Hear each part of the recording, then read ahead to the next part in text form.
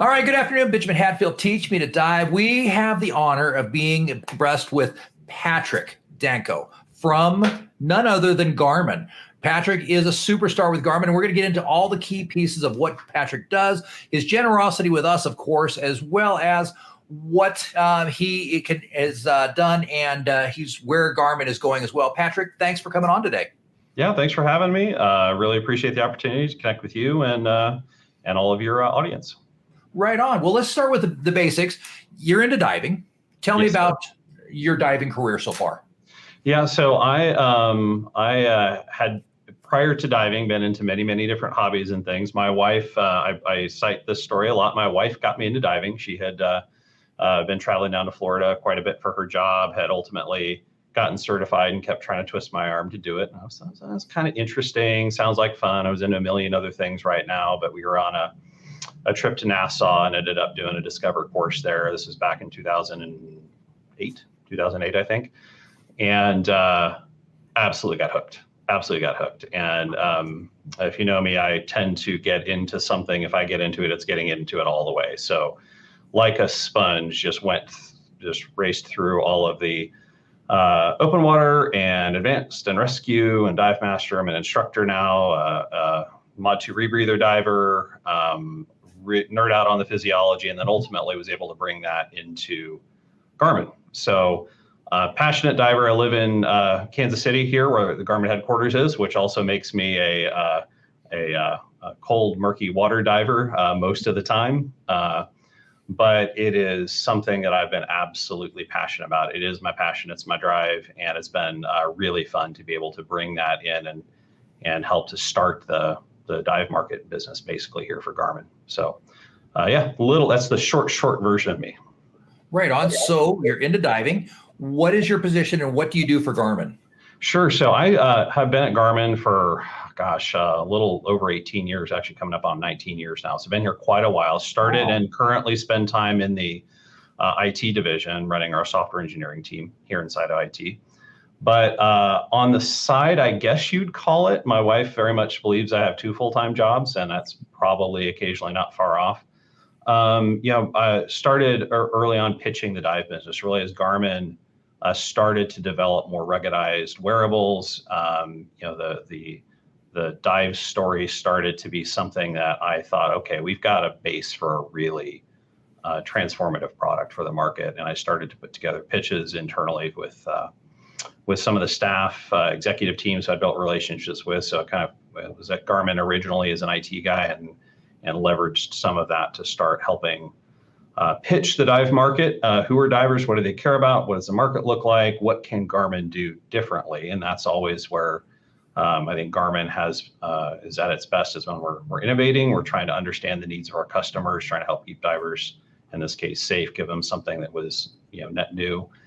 And from a wearables perspective, this is back with the original Phoenix launch. If you're familiar with that, we started looking at that back in, gosh, I don't know, it was 2011, 2012, and started leading some explorations within Garmin around how could we start to build products in the dive space. And a long journey from there to building teams, building philosophies of how we should go about building product, what the market needed, what we could provide that was truly differentiating. And long story short, 2017 launched the first Descent product, the Mark 1, and have been building and innovating on that ever since. So I spend time now as kind of the dive market strategist, or kind of chief advocate for the dive business here at Garmin. We've built the team up over years to be a pretty important and significant part of our outdoor division.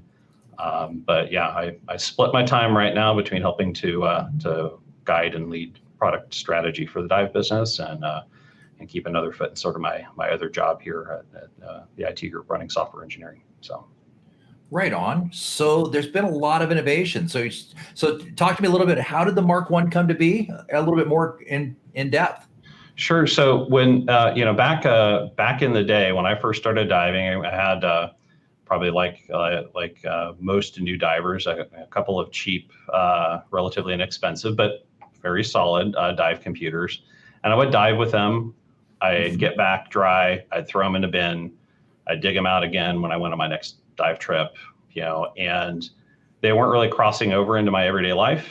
And certainly when Garmin started working on ruggedized wearables, the concept, the idea of taking something that could potentially be part of my everyday life, a smartwatch with biometrics, with kind of constant tracking of everything that I'm doing every day, and building a dive computer around that. So I'm getting value, year round from that investment. But at its core, and this is something we've been really, really focused on, is building a kind of a no compromises, a true dive computer first with all the extra Garmin stuff then layered on top. And that was certainly a non-trivial undertaking. There's a lot of reference that we put into making sure that as we look at the dive market, we're starting from we have to keep divers safe, we have to keep them informed, we have to build solid dive products first, and then we get the opportunity to deliver some of these other bells and whistles on top. But we started with the Mark I, which was at the time, you could say the first dive computer with GPS in for automatically marking your entry and your exit points. We had on it biometrics with wrist-based heart rate, full smartwatch technology, color display, and something that you could wear every day. And that was a bit of a novel concept at the time.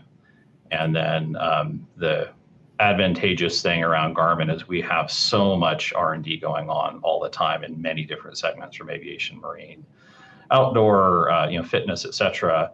It gives us kind of a nice base inside the dive group to kind of cherry pick, hey, what technologies could we bring in and apply? At the same time, we're innovating our own new things. So inductive buttons, which kind of created a leak-proof design for Mark II, getting into sonar technology for connecting our transmitters, and we've been building on that with Mark III with messaging and kind of future features that we're cooking up. So it has also been advantageous to have the executive team, the Garmin folks here, really bought into the vision for dive and really see how it fits into our customer story. How do we help empower people to go on their adventures and be safe and successful?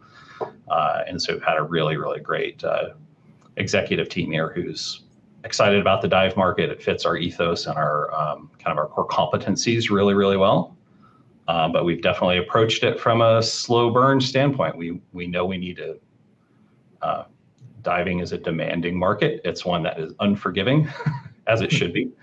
And so the idea of kind of getting a beachhead built, making sure that every product we put out is solid, is reliable, and we're being as transparent as we can around how it works. Because that's the other thing too, that sometimes there's the secret mystery sauce that goes into products and you're wondering how they work. We're trying to be innovative, but at the same time, not fall into the trap, I guess you could say, of building stuff that is so complicated people can't understand how it's working, and therefore struggle to trust it. So I think that's interesting. One of the things I've noticed with the Garmin versus, everybody knows that I dive a plethora of different dive computers, and I've tested a lot and been very blessed to have quite a few different ones sent to me as well. But if we were to compare you to a competitor, for example, like Suunto, for example, is a pretty good example. And while there's nothing wrong with Suunto, in running them side by side in a Buhlmann 16C model, the Suunto acts very differently than the Garmin. The Garmin very much acts like your next closest best competitor. And it seems like, and correct me if I'm wrong, but it seems like Garmin, when they put that together, here's the algorithm. This is the algorithm, and there's no additional pieces to it. You are using the actual. We're not trying to make you safer. We're not trying to do anything additional on top of, in place of, or instead of, or with. We're just using. Here's the algorithm. We're just very transparent. That's absolutely right. The goal for us was to be transparent. We want the divers to understand what's going on in our dive computer, so that they can know how to both correctly plan their dive, to understand what their dive plans will be as they go through their dive. If they're using it as complement to another dive computer that's running the Buhlmann ZHL16C algorithm, they can use that with confidence, knowing, okay, we're kind of, it's apples to apples. And ultimately, we're constantly looking at what's the latest in diving physiology, diving research, where are things going. But we want to make sure that the decisions we're making, especially in the decompression algorithm, are based off good peer-reviewed research, good rationale. We have the ability to surround that with some extra features. So like in the Mk3, we recently launched our diver readiness score, which takes in a lot of what we know about you as a diver. How well did you sleep last night? Did you just travel somewhere? Do you have some jet lag? What's your stress, your body battery? Things that we've really gotten really good at measuring based off of our experience in outdoor and fitness biometrics will help inform you with that. But we intentionally stop short of then feeding that in and creating sort of perhaps some additional conservatism because we don't want to obscure for the divers at all what's going on in that dive computer. As dive research progresses and we can create more sort of researched connections between some of those biometric markers and potential impacts on conservatism, we'll definitely keep that open. We have a lot of knowledge around the sort of health and well-being of our divers on that watch that could be potentially fed into that, but we really want to keep that transparency level super high so it's not a mystery. I love that. And I love, the only thing that worries me is somebody coming from something like a Sunto who's used to a specific dive factor being more conservative, and all of a sudden Garmin is 30% less conservative because it's actually using the honest algorithm as well. Right. Now you touched on something, the dive readiness scores. I thought was extremely interesting. So I've been diving the Mk3i all this since Saturday, every day since Saturday, today being Wednesday. So today being Wednesday, and interestingly enough, I love the fact that I took it off the charger Saturday morning at 5 a.m. I did several dives every day, since, including today. I did 1 hour long run time today. Battery life currently at 70%. So take a lot of pride in our battery life. That is a key thing for us. I love that. But the dive readiness score. So it was interesting. Saturday morning, you're good to go. Sunday morning, you're good to go. Yes, last night. You're good to go. This morning, be careful. I love that. I didn't sleep real well that night. I got into a binge watching of some stupid Netflix show, and I didn't want to stop because I want to know what the end was. And 2 a.m. in the morning, I finished it up, and I was like, oh, crap. And then I got up at 5 this morning to get up and it said, no. So I love that. So it takes in a lot of biomarkers. What all biomarkers is it looking at to tell me that you're good to go or be careful? Yeah. So some of them include obviously your sleep. So if you're wearing it all the time, which is something because of that battery life, we really hope you are. There's no need to charge it every night. You can literally wear it, week plus for me, easy without needing to recharge. So it lets you wear it when you're sleeping. That it will track your sleep. It'll track your in essence your regeneration, your body battery, your stress levels, your heart rate, your pulse ox. It has some jet lag indicators if you've used that feature, and we roll all that together in basically as input into an algorithm that's munging those together, and it's creating a recommendation. It's saying, we think you could be tired. Maybe you just got off a plane a couple hours ago. Maybe you didn't sleep so well. Your stress score, which is a conglomeration of a bunch of things, including heart rate and your activity levels. It knows if you ran a marathon yesterday, you might be a little bit tired, right? So factoring that in and then providing you sort of a sanity check of, hey, you might want to take it a little easy, or you might want to be a little bit careful, or make sure your buddy's checking your gear setup because you might be a little tired and not with it this morning. Those types of things that are more of an attention getter for the diver to let them make the decisions ultimately around their safety versus, as we're talking about, kind of automatically feeding that in and manipulating the algorithm. Gotcha. But yeah. You couldn't talk Garmin into calling it a sanity check instead of a diver readiness? I like I'm not sure how well that would go over health-wise, but I would think exactly. It's exactly. We might have to have some conversations with our PR and legal team on that. That would be a great thing to wake up to in the morning. The weather's going to be this, and your sanity check is this. Sanity levels are low. Yeah. I don't think I register on that one, but dadgummit. So one of the things, like I follow the Garmin groups, and we talked about this the other day, and I thought it was very interesting. So Garmin definitely monitors some biometrics whilst diving. Correct. What are they? So heart rate is the primary one. So if you're wearing our Descent products on a bare wrist, We will give you wrist-based heart rate in dive. We will not give you pulse ox on the surface. We'll give you pulse ox on the Mark II and the Mark III. We did a whole lot of testing around pulse ox. Really, we were trying to figure out how we could adapt our algorithms to be able to use that in dive. Once you get cold and wet, the capillaries, the way that those sensors work, it's not high quality and reliable enough to use in dive, and it's very motion sensitive. So we're not doing pulse ox in dive. We are doing heart rate on wrist. You can also use it with our heart rate straps that have store and forward. So we don't provide today a real-time heart rate in dive from a chest strap, but you can put our chest straps on, have it record your heart rate. When you get up to the surface, it'll forward that data and merge it into your dive data, and you can see that. So if you're wearing a dry suit, let's say, you can use our chest straps. It'll automatically sync that data once you're back up on the surface, and you can see that in dive in case you're not wearing your descent over a bare wrist. So heart rate's the big one.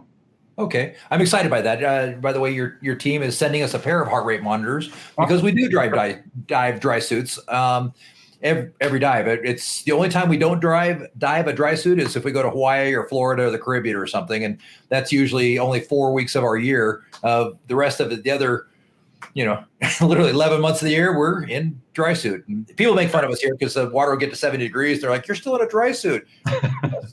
Yes, we are. I go from 3 mil to dry suit. There's really nothing in between.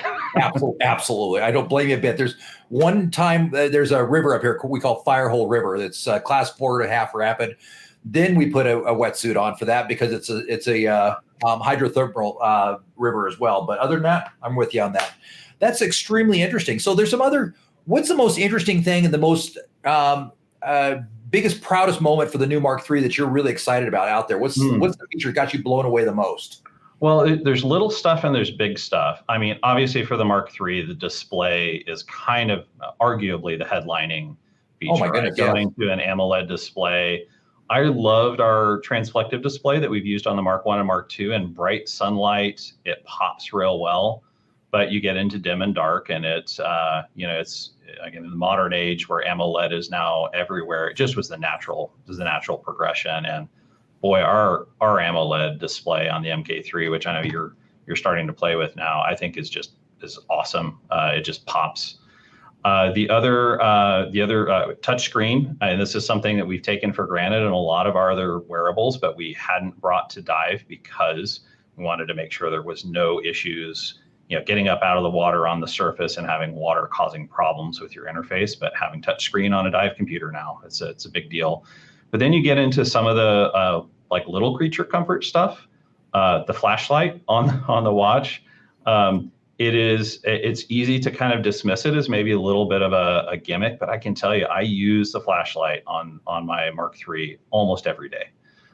Use it to find my socks in the morning. Use it to read the menu at the restaurant, and it's a great, just easy access tool when you need to look under a coral head or you're fumbling around on the boat deck getting your gear together when it's dark. It's just such a handy thing. The big technology bump for us is the next gen of Subwave, adding that in, which is unlocking and the new T2 transceiver, which is unlocking quite a bit of new capability for us to make divers' life in the water more connected. So in addition to the tank pressure and depth that we have included in the T1 and our Mk2 products in the past, we're now unlocking some additional features, being able to send simple messages back and forth between divers, being able to do distance estimation between divers are things that messaging is live now. The distance is coming real soon. So there are there's some extensibility, as we say, in the Subwave network that are going to allow us to continue to do really cool things that help divers, especially diving in buddy teams or small groups, be able to communicate and manage their dives effectively at real distances that divers actually dive. If I'm diving with a few of my tech diving buddies, we're not necessarily diving shoulder to shoulder, but it's pretty handy to be able to keep an eye on their tank pressures, and you can do that at a normal diving team distances rather than having to be shoulder to shoulder. And that's something for us, it's strangely transformative, right? Being able just to look down and know where everyone's at on their tank pressures, plan your dive accordingly. You're, kind of understanding who's going to hit first, who's going to be turning the dive. If you're doing something recreationally, it does change the way you dive. And I think it adds a level of safety and a little peace of mind as well. Absolutely. So, yeah, those are some of the big things. Now, on messaging, there's also the help feature. And the help me feature. Yeah. That's how I found your flashlight, by the way. In my first dive, I was playing with, I wanted to see the help me feature. And then all of a sudden the light, I was like, there's a light. I didn't know that.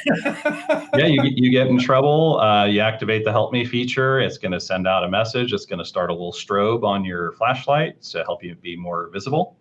So yeah, things that, are, adding a little bit of diver safety, adding another tool in the diver's toolbox to potentially help them out. Yeah, for sure. So I put all the computers. I had a Mark 1, 2, 3, the 43.3 millimeter 3, and then, or I'm sorry, 47, and a G1 all on my gimbal. And then I went with my dive buddy, who their job is just to make sure that I come back alive and dive in pairs, all that fun stuff. But sure. So we got down to 110, 115 feet and putzed around there. We did about a 60-minute run time and came back and he says, man. He says, I didn't need your flashlight to follow you. I could see that Mark III from 20 feet behind you. He says, and then what the heck was that flashing light that came on all of a sudden? There it is. There it is. I'm looking forward to your review. I saw you kind of doing the kind of a preview of that, getting it all set up, getting ready to go diving with it. So I'm excited to get your feedback on that. Absolutely. And we're looking forward to that as well. We're putting them together. We had one small challenge. I brought the wrong camera with me to the lake on Saturday. So we're going back out again tomorrow to get the actual footage with an actual camera.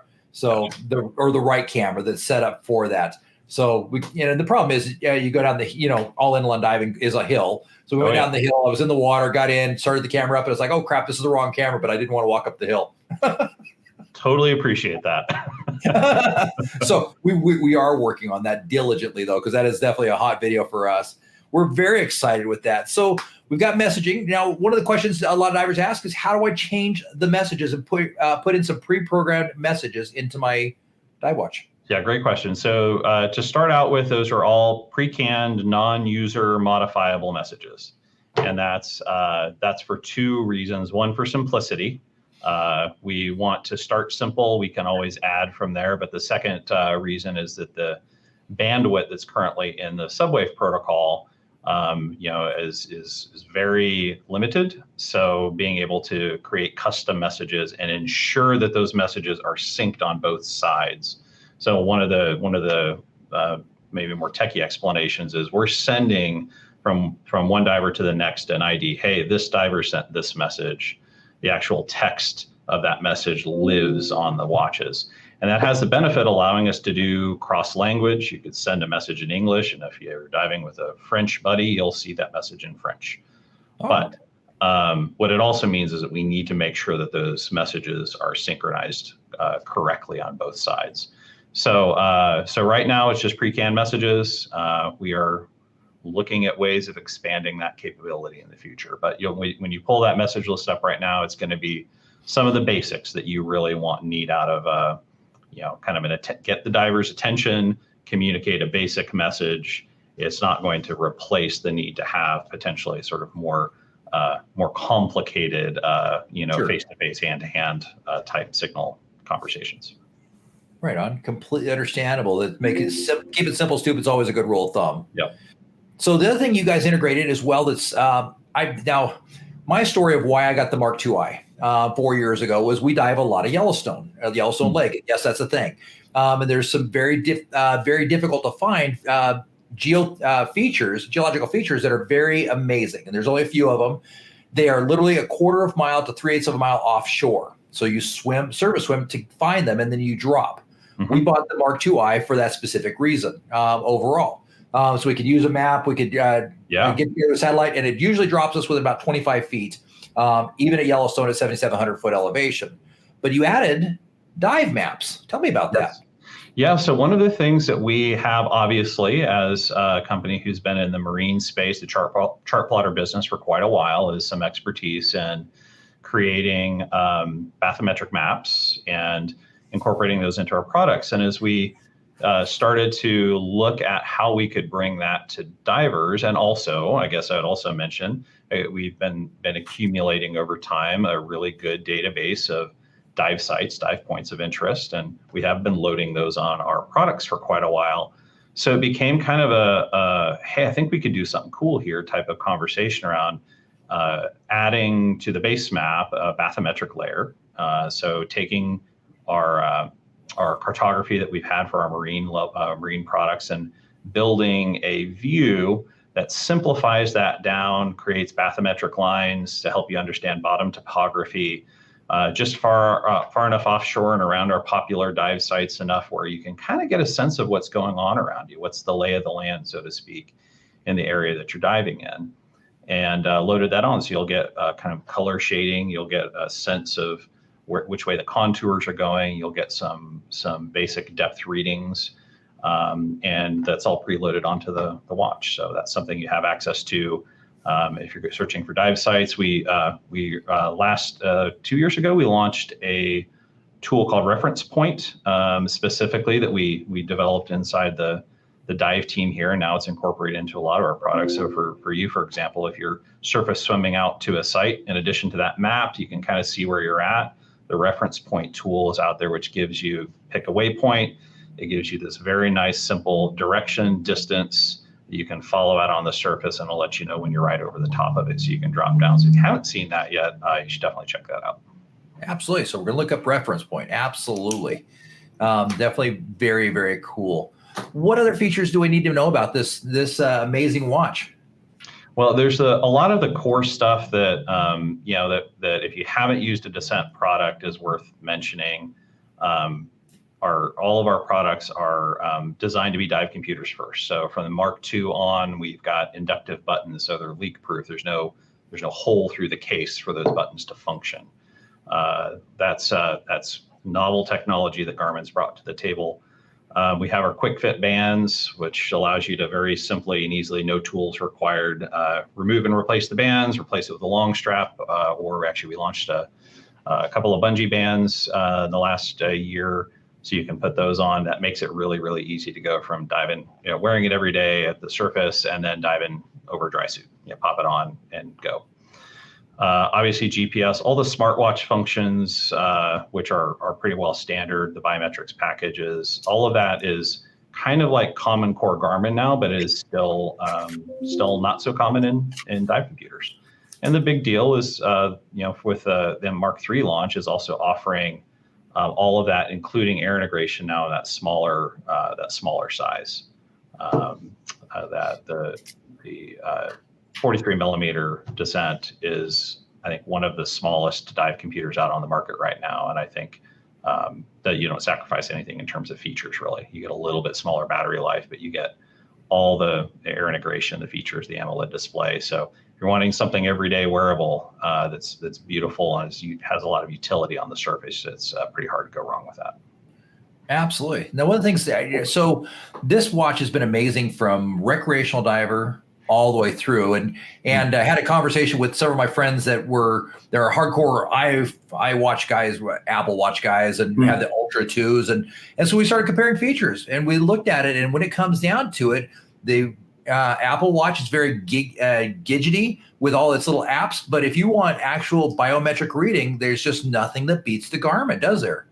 We have a lot of experience with biometrics. We have a team that's actually not too far away. We've got a team up in Cochrane over the border who spends all of their time working on biometrics, figuring out how we build better sensors, how we interpret that data. A lot of it isn't just getting the raw data, but how do you filter out the noise? How do you make it useful? So we have a really deep history in biometrics. And it's also important to call out, the Descent products are built as a dive computer first. It is from the mechanical engineering, the electrical engineering, the testing that we put it through. It's designed to be a dive computer that then we, again, load some of the other Garmin goodness onto. So we're not taking another smartwatch platform and adding dive to it. It's really designed from the ground up as a tool for divers. Nice. I notice as you start moving into the advanced features, obviously I'm more into the advanced features than the average user, but you have GF99, you have Surface GF, and you have those in both just a percentage graph as well as a actual side graph as well, a visual formation as well as just a numeric formation as well, which is pretty impressive. Yeah, the tech features, and you'll see more of those getting added in over time as well. But yeah, if you want to go see a chart of each of the tissue loading in Buhlmann, you can go into the surface interval widget and see that chart, which is pretty interesting. Adding in features that we know are valuable, especially for tech divers, to help adapt their dive as they go through. Want to stay a little longer. You need to adapt your decompression plan. You get a little cold in those Idaho lakes, and you want to see what would things be like if I just shorten my deco a little bit. Providing those tools to divers is a big deal. We support multi-gas. You can have up to eight gas mixes there. You've got CCR mode. Trying to cater to all divers, not just recreational, and make it a tool that if you buy in, you start to accumulate more training, you decide you want to get into technical diving or CCR diving, you've got a tool you can take with you for sure. Nice. So the only things I've noticed that now you alluded to the fact that it has a Delta plus 5 or a Delta addition factor. We're working on it. We're looking at it around how we potentially bring some of those features that we know tech divers are starting to really use more and more and come to appreciate into future versions. So yeah, those are things on our roadmap. Gotcha. Oh, that's awesome. Yeah, adding the Delta and the gas density would be amazing. Absolutely. So I'm sure that you can't just rest on your laurels and you sit back and say, okay, we made the Mark III. It's the greatest watch ever. We don't have to work again. I made my millions. What's next? What can we look forward to in the next 6 months and a year? Well, so obviously I can't spill the beans on all the cool stuff that we have in the hopper, but I think it's important to cover. This is Garmin's in this for the long haul. We've had the Mark I, Mark II, Mark III. We've had the G1, which has been really, really popular. We're on our second iteration of our transmitter with the T2 transceiver. And it may not be a surprise, but as we were launching the Mk3 in DEMA this past year, there's all kinds of stuff on the drawing board for the future. So one of the things I can share is that the software updates, keeping features coming to divers who have invested in current products is important to us, right? We have a really great platform for delivering new features to our divers. So we'll be continuing to build. You can definitely expect to see new software features coming over the next year for sure. I can't talk too much about the other things that are coming, but stay tuned. We got some cool stuff on the way. Nice. A G2 on the horizon? I can't confirm or deny anything there. Well, we're looking forward to it. You've been amazing, Patrick. Thank you so much. All kinds of good Garmin goodness. I'm gonna steal that one. Coming to it. I've got my watch on today. We're still loving it. My wife wears hers now every day, and we've got a lot of testing going on to put together a video that talks exactly what it does and what it did. I wore my last one for 4 years, and so it was time for an update anyway. So that's great. Well, let us know how it goes. We spend a lot of time trying to find feedback from divers around how's it working for them. For better or for worse, we want to know about it. The best feedback that helps us make better products is from the people that are using it. So looking forward to your feedback, and we'd love to figure out how we make those products better accordingly. So the question for you is, we want to make sure we get this video out as many places as we can. Is Garmin willing to put up a little bit of swag for like and share for whoever likes and share the most? Let me talk to our marketing team. We might be able to work something out. So there you heard it.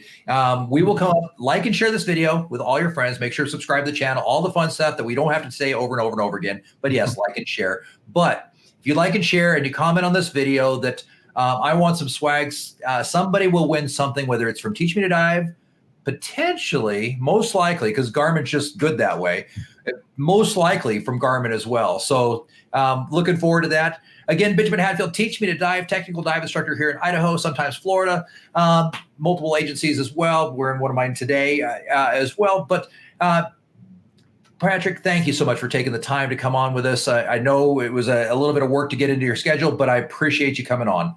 No, thanks for the opportunity. Great to connect with you and all of your viewers, and looking forward to hearing more. Awesome. Thank you so much. Thank you.